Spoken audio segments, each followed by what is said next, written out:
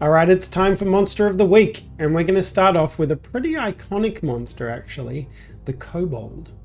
Fun fact about kobolds, in Norse mythology, it was actually the kobolds who crafted Mjolnir for Thor. This might give you some idea of why the D&D creators used them as inventors and artificers. Now, kobolds are your ultimate underdog story. They have the literal blood of dragons running through their veins, yet they're wrapped up in this tiny, weak CR 1/8 frame. So let's take a deep dive into kobolds. Now, unlike kobolds from Norse mythology, Dungeons & Dragons kobolds are depicted as a race of small reptilian humanoids. They usually have scaly skin, a long snout and tail, and they're typically around 2 to 3 feet tall and weigh between 35 to 45 pounds. Kobolds typically are depicted as living in large groups, often underground in warrens or abandoned mines, and they are highly territorial. They will defend their homes with their lives. It is probably fitting then for someone with such difficulty defending themselves that they make great use of traps and mechanical devices to defend their homes. Now, typically in Dungeons & Dragons stories, kobolds are depicted as being quite cowardly and easily intimidated.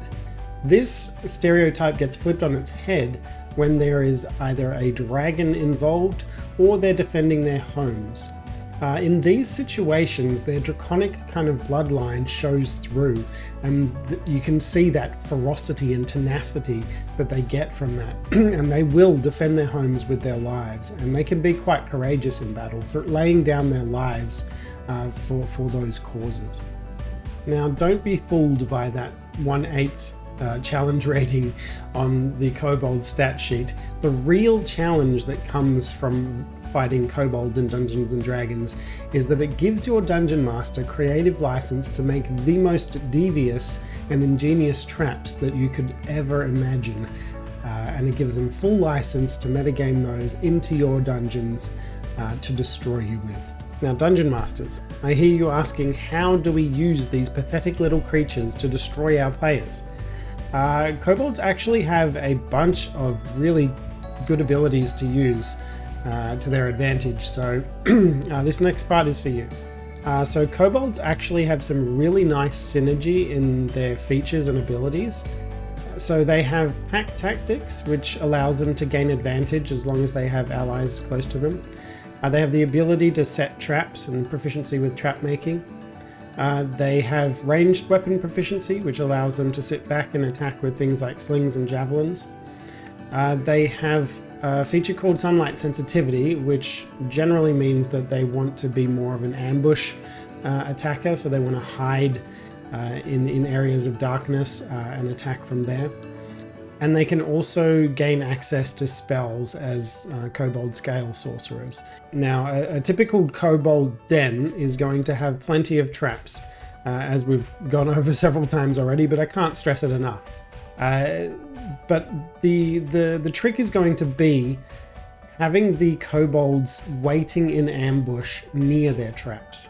So the kobolds want to stay hidden and out of sight. They could be hidden in cracks in the walls. They could be, these can be places where a perception check's just not going to cut it, right? Like, they're not going to be seen.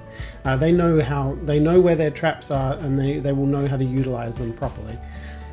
They can be hidden, and then once the player springs the trap, if someone falls into the pit trap, or if the slicing blades come across and cut off one member from the rest of the group, the kobolds can quickly surge in to overwhelm that singled out target, or they can sit back on the other side of the pit trap and pepper you with their sling rocks from range, when there's nothing you can really do about it other than jump over the pit trap, and then you're on your own in the middle of a whole bunch of kobolds, and they use their pack tactics to beat down that single target.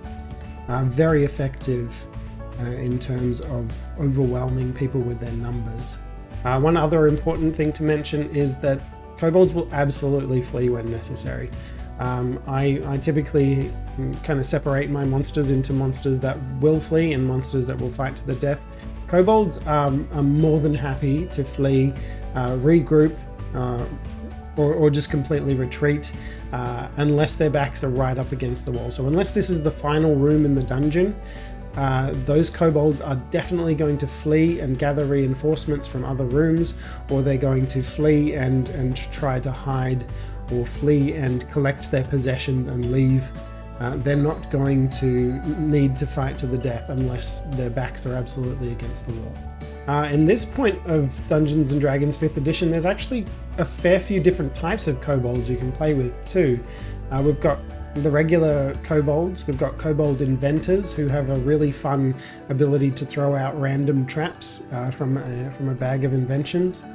There's the winged kobolds, or urds as they are in the lore, which have flight.